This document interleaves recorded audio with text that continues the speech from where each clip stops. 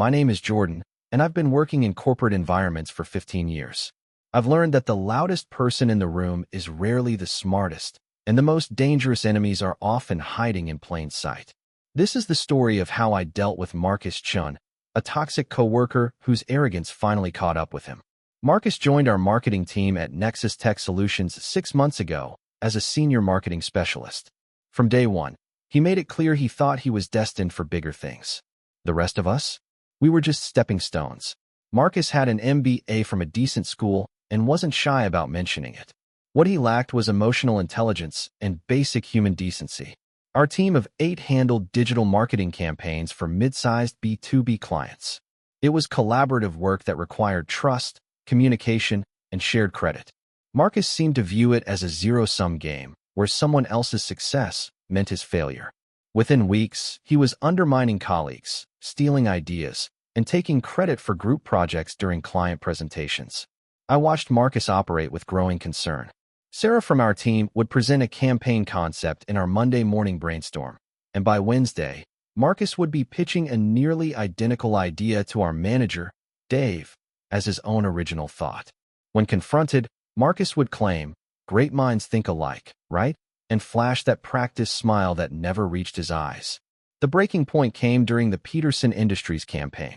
Sarah had spent weeks developing a comprehensive social media strategy that would revolutionize how Peterson connected with their target demographic.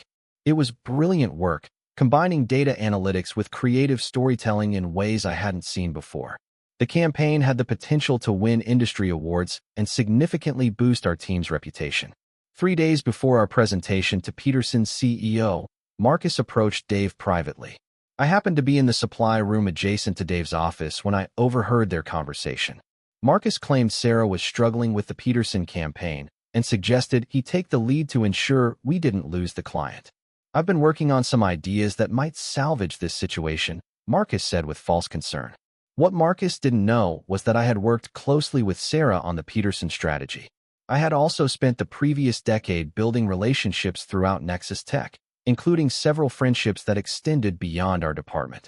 My former cubicle mate, Jennifer, now worked in HR and had recently been promoted to senior HR business partner. My lunch buddy from the accounting department, Robert, had become the internal audit manager. These weren't strategic connections. They were genuine friendships built over years of shared coffee breaks and mutual support. The next morning, Marcus presented Sarah's campaign to the Peterson team as his own work. He had made superficial changes to the presentation slides, but kept the core strategy intact. Sarah sat in stunned silence as Marcus fielded questions about concepts she had developed. When Peterson's CEO praised the innovative approach, Marcus basked in the applause while Sarah's face went pale. After the successful presentation, Dave announced that Marcus would be promoted to lead marketing strategist, a position that came with a significant salary increase and the authority to oversee campaign assignments. Marcus had essentially stolen his way into a promotion, while Sarah was left to continue in her current role, watching someone else get rewarded for her best work. I spent that weekend thinking about the situation. Direct confrontation wouldn't work with someone like Marcus. He was too skilled at manipulation and had already positioned himself as Dave's rising star. Going to HR immediately might seem like sour grapes, especially since Marcus had covered his tracks well. I needed a different approach. Monday morning, I started documenting everything. I began keeping detailed records of team meetings, email communications, and project contributions. I also started paying closer attention to Marcus's behavior patterns. What I discovered was a systematic approach to credit theft that went beyond the Peterson incident. Marcus had a habit of scheduling one-on-one meetings with Dave immediately after our team brainstorming sessions. He would present ideas that had been discussed collectively as his individual insights. He also had a tendency to volunteer for high-visibility projects, then delegate the actual work to junior team members while maintaining ownership of the final presentations. More troubling was Marcus's treatment of newer employees. He would assign them impossible deadlines, then publicly criticize their work when they inevitably fell short. "I expected better from someone with your background," he would say in team meetings, creating an atmosphere of fear and inadequacy among the junior staff. 3 weeks after the Peterson presentation, Marcus made his biggest mistake. Our team was selected to pitch for the Continental Manufacturing account, a potential $2 million client that could transform our department's budget and influence within the company. Dave assigned the project to Marcus, recognizing him as our apparent top performer based on recent successes. Marcus immediately began delegating work to the team while positioning himself as the project leader.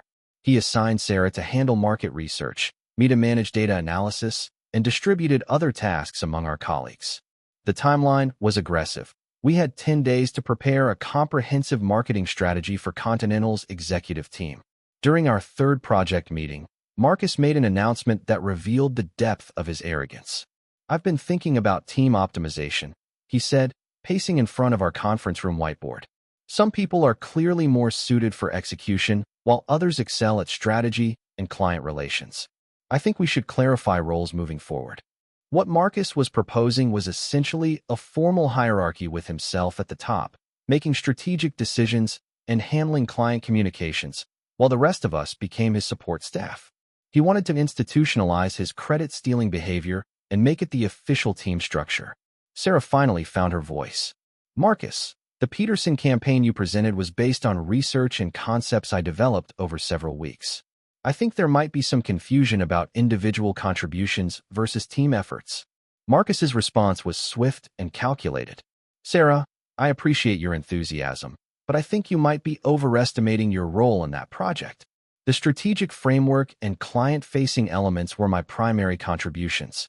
Your research was helpful, but strategy requires a different skill set." The room went quiet. Marcus had just gaslit Sarah in front of the entire team while simultaneously dismissing her capabilities. It was a masterclass in workplace manipulation, delivered with the kind of confidence that makes people question their own memory of events. That afternoon, I had lunch with Jennifer from HR. Our conversation was casual, but I mentioned some general concerns about team dynamics and workplace recognition. I didn't name specific individuals or make formal complaints. I was simply sharing observations about how credit attribution could become problematic in collaborative environments. Jennifer listened thoughtfully and shared some insights about company policies regarding intellectual property and project ownership. She mentioned that Nexus Tech had recently updated their guidelines around individual versus team contributions, particularly for client-facing work. The new policy required detailed documentation of individual contributions for any project that resulted in new business or significant revenue. 2 days later, I had coffee with Robert from internal audit. Again, our conversation was friendly and general, but I asked about how the company tracked project outcomes and individual performance metrics. Robert explained that Nexus Tech was becoming increasingly data-driven in their approach to employee evaluation and promotion decisions. "Interesting timing," Robert mentioned. "We're actually conducting a comprehensive review of the marketing department's project management processes. The Continental Manufacturing pitch is going to be part of a case study on best practices for high-value client acquisition. I maintain my documentation throughout the Continental project preparation." Marcus continued his pattern of claiming credit for collective work while criticizing individual team members for minor issues. He scheduled multiple one-on-one meetings with Dave to provide progress updates, always positioning himself as the driving force behind our success. The night before our Continental presentation, Marcus made his final miscalculation. He sent an email to Dave, copying the entire team, outlining his individual contributions to the project and suggesting that his role be formally recognized in any follow-up communications with Continental's executives. The email was detailed and specific, claiming ownership of strategic concepts, client insights, and creative directions that had clearly emerged from our collaborative process. Marcus had essentially created a written record of his credit theft, documented in corporate email that would be permanently archived in our company's systems. Friday morning arrived with the Continental presentation scheduled for 10 a.m. Marcus wore his most expensive suit and carried himself with the confidence of someone who believed his promotion to marketing director was inevitable after landing such a major client. What Marcus didn't know was that Jennifer from HR and Robert from internal audit would be observing our presentation as part of their departmental review process. Dave had been informed that their attendance was related to a company-wide study of project management effectiveness, which was technically true. The presentation went exceptionally well. Continental's executives were impressed by our comprehensive strategy and innovative approach